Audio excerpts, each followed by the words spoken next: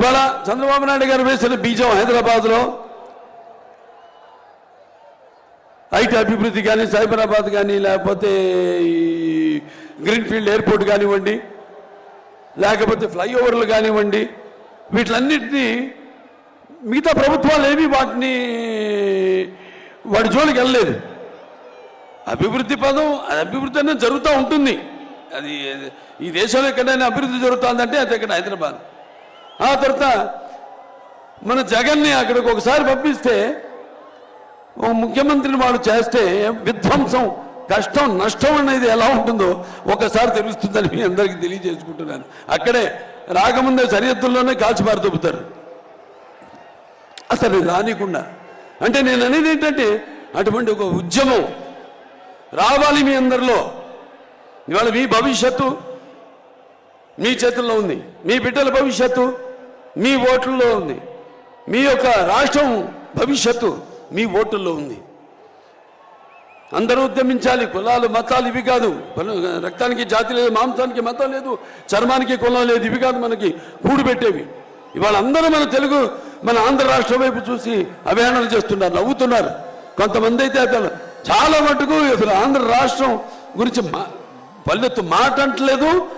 రేపు ఇదే కొనసాగితే నేను హెచ్చరిస్తున్నాను, ప్రపంచ పటంలో కూడా మన ఆంధ్ర రాష్ట్రం ఉండదు అని సభాముఖంగా మీకు తెలియజేసుకుంటున్నాను.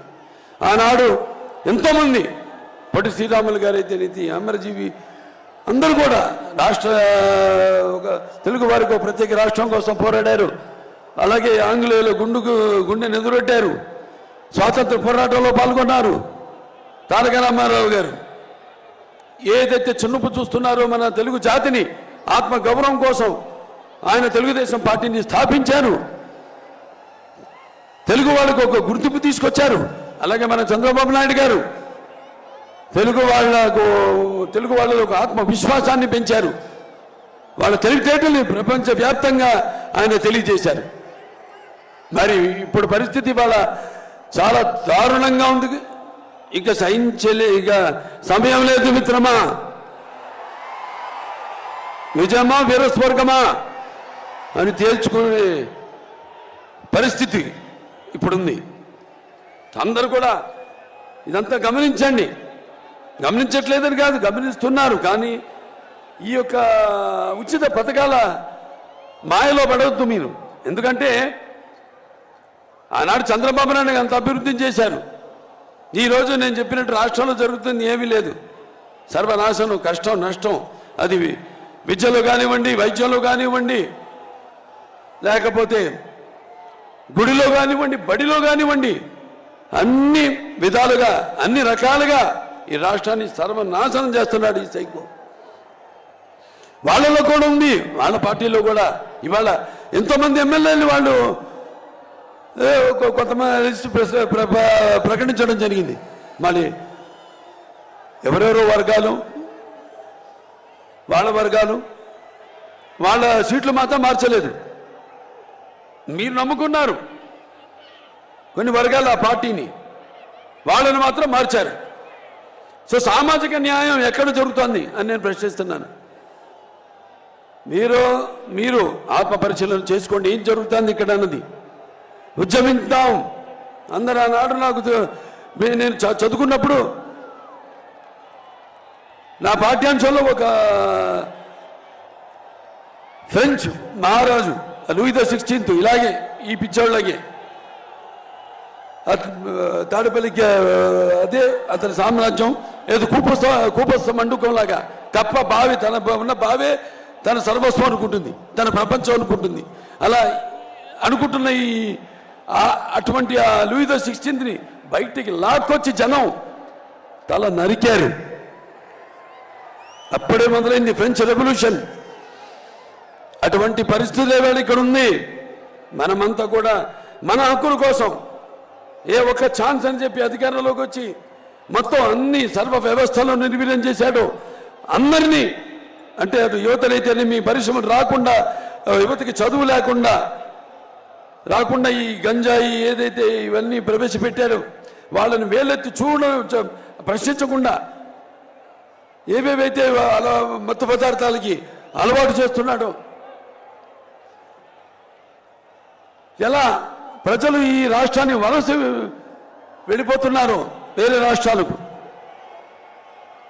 ఇవాళ మరి కట్టిన తెలుగుదేశం అధికారంలో ఉన్నప్పుడు కట్టిన టిట్కో ఇళ్ళు ఉన్నాయి, అవన్నీ ఎవరికి పంచిపెట్టలేదు.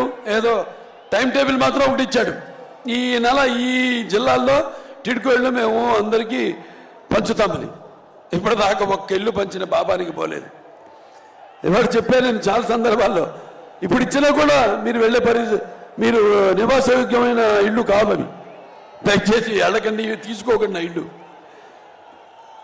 అతనికి కావాల్సింది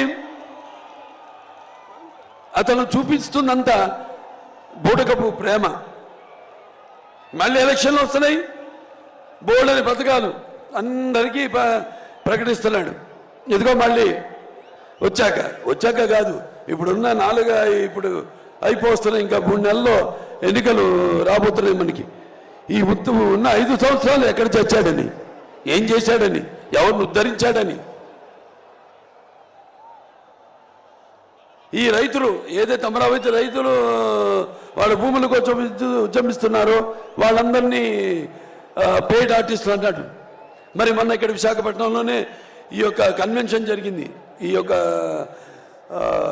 ఇండస్ట్రియల్ కన్వెన్షన్, పరిశ్రమల కన్వెన్షన్ జరిగినప్పుడు మేము అడిగాం, అసెంబ్లీ సాక్షిగా అడిగాం, ఏమయ్యా ఎంతమందితో ఎంఓయూ అయింది, ఎంతమందితో అగ్రిమెంట్ అయ్యారు మీరు, దానివల్ల మన రాష్ట్రానికి ఎంత రాబోతుందని అడిగితే దానికి జవాబు లేదు. అది ముందు ప్రవేశపెట్టలేదు మా సభ్యుల ముందు. సో ఇలా గమనించండి అందరూ. మరొకసారి ఈ యొక్క ఉచిత పథకాల మాయలో పడి మీ యొక్క తెలివిని, మీ జ్ఞానాన్ని, మీ విజ్ఞానాన్ని మీరు పాడు చేసుకోకండి. ఇక మనం భయపడాల్సిన పని లేదు. నేను చెప్పాను, అందరం మనం ఉద్యమిద్దాం. ఇవాళ Please subscribe Pragna Media. Please like, share, subscribe to Pragna Media. Pragna Media, please do like, share and subscribe. Please subscribe to Pragna Media. Please like, share and comment if you like the video. Pragna Media.